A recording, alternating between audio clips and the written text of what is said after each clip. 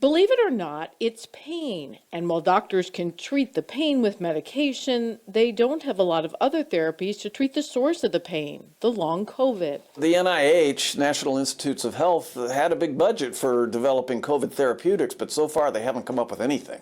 So it's a big hole in our treatment regimens right now. To find out this top long COVID syndrome, researchers studied more than 1,000 people living with long COVID syndrome.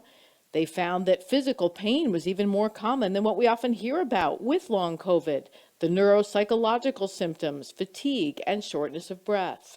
Pain accounted for about a quarter of all long COVID symptoms reported.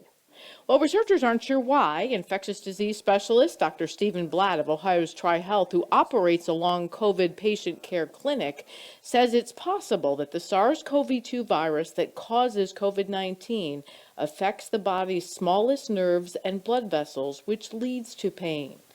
It's also, he says, one more reason to consider getting the new COVID-19 vaccine. It reduces serious complications from the virus linked to long COVID.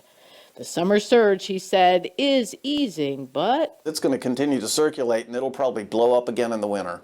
Now, one thing to remember, if you do get COVID-19, Paxlovid is a medication that can reduce the odds you will get seriously ill, but you have to take it within the first 5 days of symptoms. In trials so far, however, the drug has not shown to be effective after the fact in treating long COVID symptoms. Sure, you can stop watching, but let's be honest, you want to know more. Tap the links or even better, click subscribe to stay in the know.